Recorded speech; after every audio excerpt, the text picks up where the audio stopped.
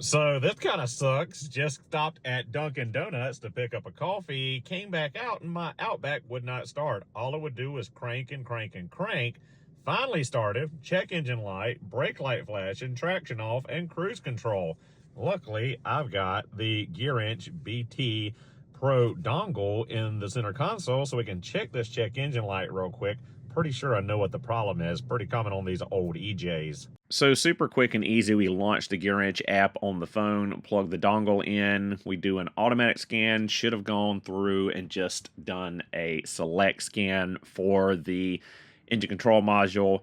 You'll see me pause the automatic scan here in a minute because we didn't need to go through a full system scan. We just needed the codes for the engine control system, which in a minute will pop up, and you'll see we have two instances of P0340 for camshaft sensor circuit.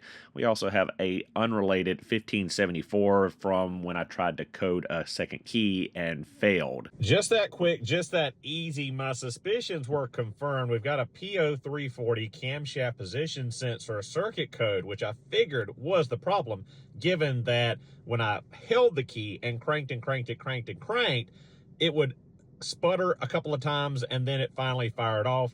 That is pretty common on these older EJ series, last generation of EJ series Outbacks, that the camshaft sensors fail just due to age and mileage. This one is no spring chicken, 225,400 miles on the clock. So when we get home, we'll put the oscilloscope on it, confirm that that is a bad sensor and not a wiring issue, and call up SubaruPartsDeals.com and get a new sensor on the way. So guys, we're back. This is quite a bit after the no start and the cam sensor code in the Dunkin' Donuts parking lot. It was very cold that day, ended up snowing. Didn't get any filming done, but it's been a week or so now, and I've not had any more issues with the no start or the long crank or any kind of code. So we've got the Alltel Ultra, we got the big boy hooked up. We're going to go through and check once again. I checked it not long after the first issue with the GearWrench little dongle, but you know, I really haven't had any issues since. Now, as I said in the beginning of the video, the little GearWrench dongle, the Bluetooth Pro dongle like this, or a Top Don Top Scan, these things are insanely good for just having inside the car. I mean, I had it in my center console, quickly, easily popped it into the OBD. I was able to code scan and find out that it was a cam sensor code. It wasn't anything super crazy. Again, based on the symptoms, the long crank, I figured that's what it was, but 100% I knew what it was. It can help me, it can help you guys to prevent you from, you know, having to get a tow possibly, or going to the auto parts store and they pulling codes and potentially trying to sell you a part that you don't actually need just because they scan cars for free because they try to sell you the part associated with that code. That's kind of how it works. We touched on that in the video about the dongle. So I scanned it a little bit ago. We're going to go through scan again. There should be no DTCs. There was, by accident, by me, I cleared everything with the GearWrench scan tool. Unfortunately, so I don't even have the history code of the P0340. Now, I had this issue in the past. We did a video. I'll put it in the top corner here. Customer brought me a 2010 Outback with an EJ253. Went through everything we could. Found a history P0340. She had long start, long crank, hard crank, no start issues, all the typical stuff. But when she brought it to me, I could not get it to act up. I could not get it to drop signal. I had the oscilloscope hooked to it. I checked resistance. I checked the wiring to the computer. I did everything, and I could not find an issue. Now, we do have one code right here. I bet it is a sun load sensor because the sun is down. It is sun load sensor. You will get that code if you scan your Subaru and it's not bright and sunny out. If it's evening, if it is overcast, if you are not direct sunlight, you will get that code, so don't go chasing your tail about that code. So one really cool thing about the Alltel Ultra, and the reason I'm using it, is to highlight a newer feature. They've got something called Motor True Speed built in. So we've gone through scan, there's no codes, but if I hit vehicle data right here, it'll open up and will bring up repair data inside of the scan tool all in one. So we want to look at that P0340. As you see, I've already looked at it the other day, and we can get P0340. It opens up and it'll show us the general description of the code, outline, shows us all the information we can need right here. Quick, easy. Had the code been active, it would have brought this up directly instead of me having to search for it. So pretty neat how that is integrated in. Already fills in all the information from our vehicle by pulling the VIN number. So we don't have to do that. We just hit vehicle info after scanning and it automatically populates everything we need over here. So we looked at diagnostic trouble code. Not sure if there's any other information on the P0340 that we could look at. Something under maintenance schedule, DTCs, we got that. I'm not sure if we can get wiring diagrams or anything like that, or the actual diagnostic flow chart like in the Subaru factory service manual, as I am kind of new with this system, but it's something pretty neat and something I've been playing around with. Kind of exciting that this is now available, built into the Autel Ultra scan tool. So we have gone through and done our normal checks, or I have. We talked about it in that other video where you do a resistance check across the sensor, you check the wiring from the PCM to the sensor, you check the pigtail, you check pin clearance, you check for issues with the timing belt, issues with the cam pulley, all kinds of things. Let's just go get under the hood right now and look at some of that stuff real quick and go back over it. But whatever caused the issue, I cannot for the life of me duplicate, and it has not duplicated since that day. And guys, there's nothing quite as aggravating and stressful as an intermittent issue, especially when you cannot duplicate the conditions for the issue. A lot of people think that mechanics are out to screw people, or they don't know what they're doing, or, there's this list of things.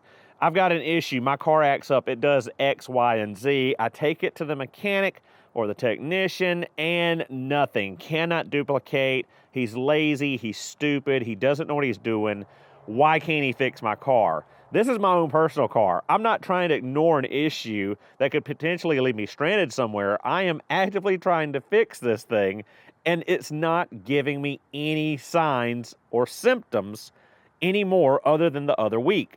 Now we've pulled the timing belt cover off. We have looked at the sensor, looked for debris, any kind of contaminants on the sensor, because it has magnetic force to it, like some metal could get stuck to it. I've taken the mirror here. I've looked on the back side of the pulley. I've looked for any kind of debris on the cam pulley. I've looked at the back side of the sensor. I've looked at the front side of the sensor. I have disconnected the pigtail. I've checked pin fitment to make sure there's no spread pins. It's just a 2-wire sensor. All it does is generate a sine wave based on pickups on the back of this gear as they come around to this sensor. We checked it with the oscilloscope. I've got some clips of it when we checked it the other day with the Autel Ultra. We've got, we checked for any kind of oil migration through the harness, nothing there. We've checked for corrosion. There's no corrosion at that pigtail. There is, I don't know. It's just one of those things like the last Outback where they had issue after issue with it not wanting to start, with it wanting to long crank. We did all the tests. We checked it with an oscilloscope. We checked the wiring harness. We checked everything there is to check, and there was no issue found whatsoever. Everything was correct. Everything checked correctly. And just as a precaution, I went ahead and said, let's go ahead and put the cam sensor on there. It's about $100 from Subaru. We'll put the cam sensor on there. Well, I replaced the cam sensor, and the customer never had an issue again. So sometimes you kind of have to make an educated guess at a repair, at a part like that. There's no clear indication my cam sensor is bad. It is completely functional right now. But for whatever reason, the stars aligned, the planets were in the right space. What happened the other day at Dunkin' Donuts where it did not send the signal the computer needed? It just didn't work. And finding that small glitch that could happen, never again, could happen, in 5 months' time, could happen next week. It could happen right now if I go turn the car over. It could, crap out. So sometimes you just have to make an educated guess, and sometimes you've got to throw a part at it. Now, throwing parts at cars gets expensive. Throwing sensors at cars gets expensive. This is more of an educated guess because I know that as these generation of EJ253s are aging, this is a 2011, 225,000 miles. That other one was a 2010, I think, with 160,000 miles on it. These sensors don't last forever. They start to fail from age, heat cycles, all that stuff. Sometimes it's an educated guess that you cannot back up 100% with verifiable empirical evidence. And that's what we got right now. I've got a brand new sensor from Subaru Parts Deals. I've got it inside the shop on my toolbox top. I'm probably just going to put it in the glove box with a small 10 millimeter wrench just in case, because at least it's just two 10 millimeter headed bolts and a pigtail to replace it. Pretty easy to do in car. So I might just keep it with me just in case. And hopefully when it acts up, I can catch it on camera and I can show you guys the evidence of the fault, evidence of the failure, because it makes me want to pull my hair out when I have a live issue like I did last week, and then it goes away before I can film it, so I can't make a video to educate people about the issue. So we can go over everything we did in the other video, but I think it'd be easier just to link it again up in the top corner on the P0340 on a 2010, same as this 2011. And, it's just frustrating. I know a lot of times, like I said in the beginning, you guys have issues. It doesn't want to act up for the mechanic, and sometimes you think that they don't know what they're talking about, they don't know what they're doing, but it's just what happens. Things don't always fail black and white. Sometimes there's this gray area where things like this happen, where it had an issue once, and a week later, it's been working perfectly.